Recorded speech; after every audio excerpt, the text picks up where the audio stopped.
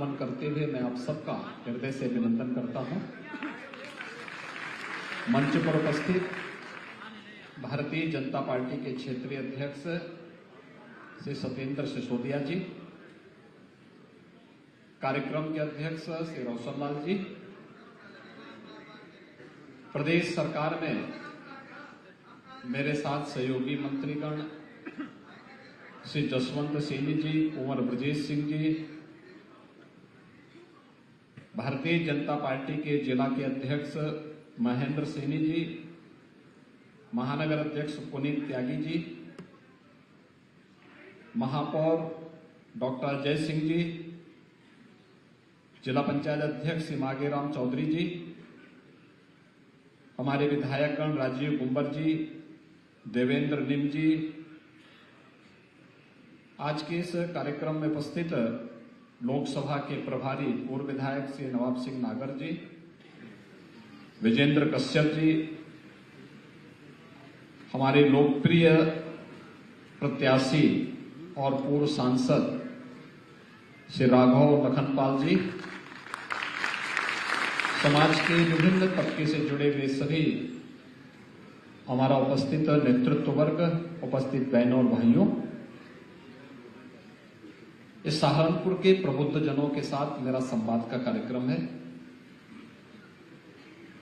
चुनाव के पहले आप सबका आह्वान करने के लिए मैं इसलिए भी आया हूं क्योंकि आप समाज के अलग अलग तबके को प्रतिनिधित्व करते हैं, एक नेतृत्व देते हैं, कोई अधिवक्ता समुदाय को, कोई चिकित्सक समुदाय को, कोई व्यापारी समुदाय को, कोई पेट्रोलियम डीलर्स एसोसिएशन को, कोई इंडस्ट्री को, अलग अलग तबके से जुड़े हुए लोगों को। यह नेतृत्व वर्ग जो अलग अलग क्षेत्र का प्रतिनिधित्व कर रहा है, वह स्वयं ही इस चुनाव को अपना चुनाव मान करके राघव लखनपाल बन करके घर घर जाकर के मोदी जी के साथ उनके संकल्प के साथ जुड़ सके, इसके लिए आपका आह्वान करने के लिए मैं आज विशेष रूप से पहले आया हूं। दूसरा, आपका चुनाव तो पहले चरण में ही है। 19 अप्रैल को चुनाव हो जाना है। 19 अप्रैल तक तापमान भी कुछ बढ़ जाएगा, तो स्वाभाविक रूप से उसकी परवाह नहीं करनी। आपका काम है अपने लोकतांत्रिक अधिकार का उपयोग करना, और लोकतांत्रिक अधिकार का प्रयोग करते हुए आप सबको स्वयं भी वोट पोल करना है और औरों को भी वोट पोल करने के लिए प्रेरित करना है। अगर आप स्वयं और अपनी पूरी टीम को इसके लिए तैयार करेंगे, मतदान का प्रतिशत अगर बढ़ता है तो इसके साथ ही श्री राघव लखनपाल का मतदान का प्रतिशत भी बढ़ेगा और उनकी जीत का प्रतिशत भी बढ़ेगा। आप अनुमान करिए, अगर पिछली बार भी मतदान का प्रतिशत बढ़ा होता, कोई ताकत राघव लखनपाल को हरा नहीं सकती थी। और इसीलिए मैं आपसे आह्वान करने के लिए आया हूं कि सबसे पहले मैं आप सबका ही आह्वान करने के लिए आया हूं। हम चुनावी सभाओं में आएंगे क्योंकि आपके वोट की कीमत है। आप सोचिए, आपका एक वोट कैसे प्रभावित करता है। गलत दिशा में जाता है, गलत पार्टी को जाता है तो सहारनपुर में कर्फ्यू लगता है, और मोदी जी के साथ जाता है तो कावड़ यात्रा भी निकलती है।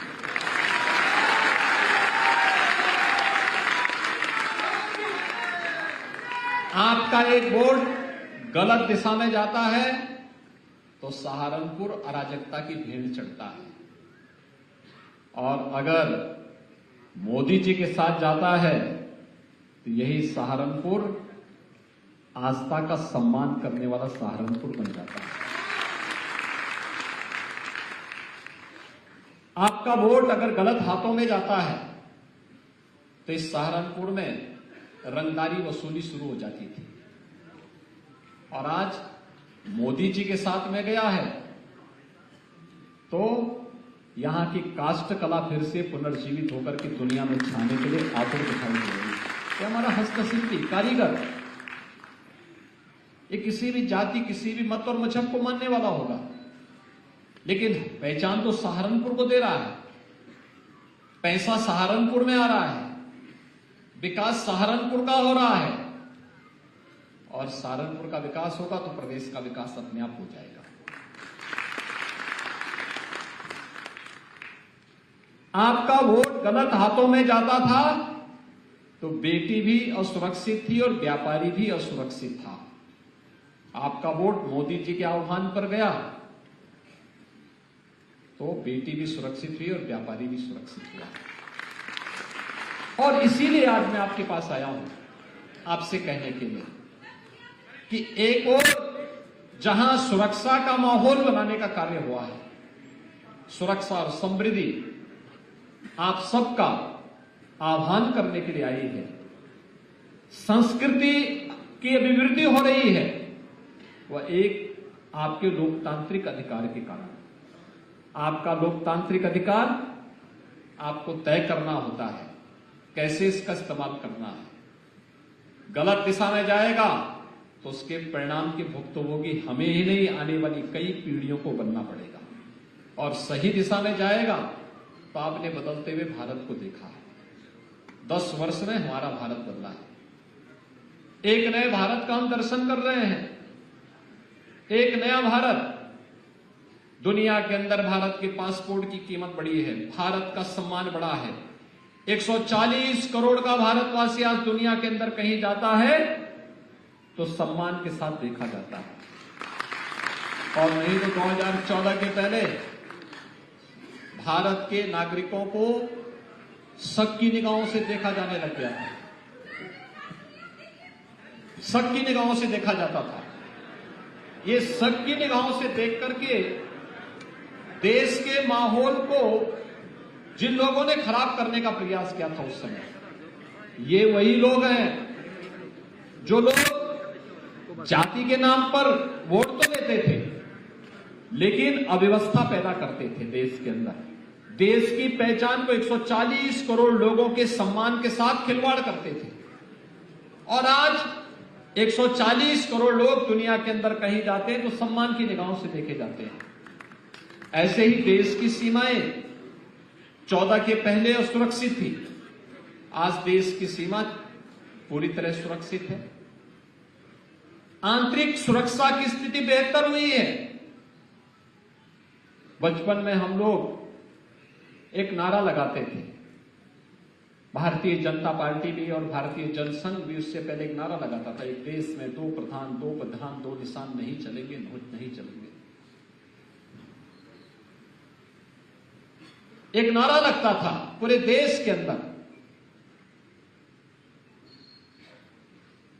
कश्मीर के बारे में कि जहां हुए बलिदान मुखर्जी वह कश्मीर हमारा है। कारण था क्योंकि कश्मीर में धारा 370 थी और उसका दुष्परिणाम क्या था? उग्रवाद। पत्थरबाजी की घटना से हमारा जवान आहत होता था, घायल होता था। सरकारें आंखों में पट्टी बांध करके मौन रहती थी। और जवान तो हमारे किसी के घर से गया हुआ जवान है। लेकिन आज आपने बदलते हुए भारत को देखा है। कश्मीर में न केवल धारा 370 समाप्त हुई बल्कि उग्रवाद और आतंकवाद की समस्या का समाधान भी प्रधानमंत्री मोदी जी के नेतृत्व में हो गया।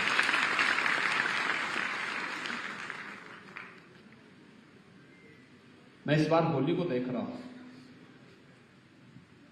पिछले 15 दिनों से उत्तर प्रदेश के अंदर अलग अलग जगहों पर आप देखते होंगे, मथुरा, वृंदावन, बरसाना, गोकुल, बरसाना, नंदगांव, 15 दिनों तक होली चलती है।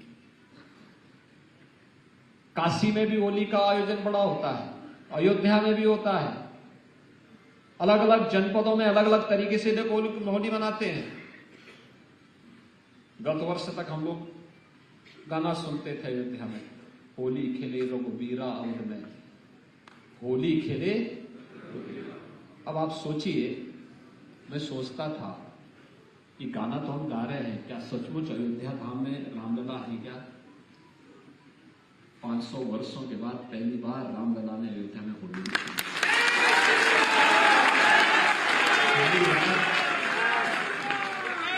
एक वोट कश्मीर में धारा 370 को समाप्त करता है, उग्रवाद और आतंकवाद का समाधान भी करता है, रामलला का प्रकटीकरण भी कर देता है।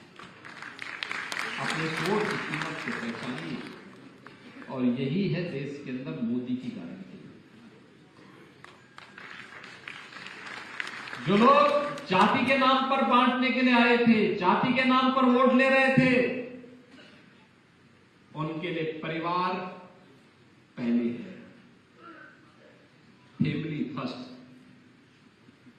लेकिन मोदी जी के लिए 140 करोड़ का भारतवासी ही परिवार है। इसलिए मोदी जी कहते हैं नहीं, नेशन फर्स्ट।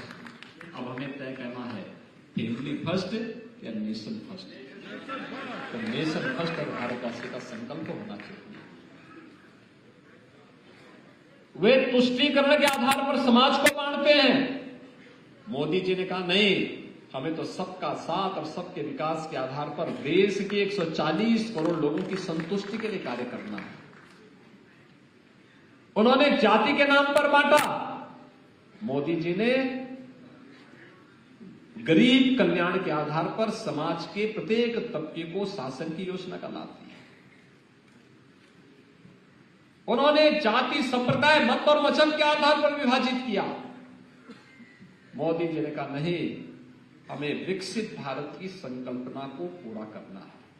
विकसित भारत, विकसित भारत का मतलब जहां हर भारतवासी के जीवन में खुशहाली होगी, हर भारतवासी खुशहाल होगा, हर नौजवान के हाथ पे कार्य होगा, उसकी आजीविका की पुख्ता व्यवस्था होगी, हर व्यापारी सुरक्षित माहौल में अपना व्यापार कर पाएगा, उसके व्यापार में उन्नति होगी, हर हस्तशिल्पी और कारीगर को उसकी हुनर का सम्मान प्राप्त होगा, हर उद्यमी को ईज ऑफ डूइंग बिजनेस के माध्यम से व्यापार और उद्योग लगाने की पूरी स्वतंत्रता होगी।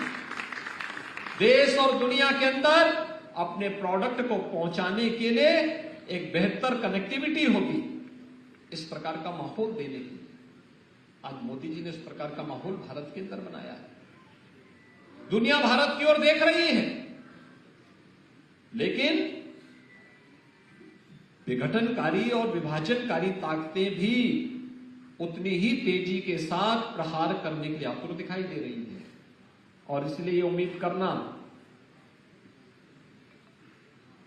कि राघव लखनपाल हर घर घर जा पाएंगे, हर गांव गांव जा पाएंगे, चुनाव के दौरान संभव नहीं हो पाएगा। आपको सबको राघव लखनपाल बनना पड़ेगा। मोदी जी और हमारे प्रतिनिधि के रूप में घर घर जाना पड़ेगा। और इसीलिए सबसे पहले मैं समाज के विभिन्न तबके के नेतृत्व वर्ग का आह्वान करने के लिए ही आया हूं। और यही मोदी की गारंटी है, विकसित भारत। मोदी की गारंटी है। इसका मतलब 12 करोड़ अन्नदाता किसानों को किसान सम्मान निधि। मोदी गारंटी का मतलब 4 करोड़ गरीबों को सिर ढकने के लिए प्रधानमंत्री आवास योजना,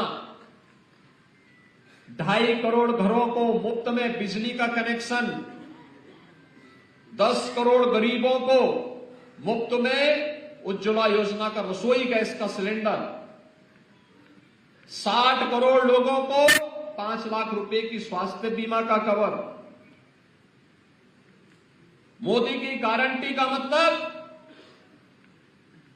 बिना भेदभाव के उत्तर प्रदेश के अंदर 15 करोड़ और देश के अंदर 80 करोड़ लोगों को फ्री में राशन की सुविधा का लाभ देना। यह एक कार्य आज मोदी जी के नेतृत्व में पूरे देश के अंदर हो रहा है। विरासत का संरक्षण भी और विकास भी। कोई सोचता था कि सहारनपुर में विश्वविद्यालय बनेगा, लेकिन आज सपना साकार हो गया। मां शाकंभरी के नाम पर विश्वविद्यालय। हमें आज से 7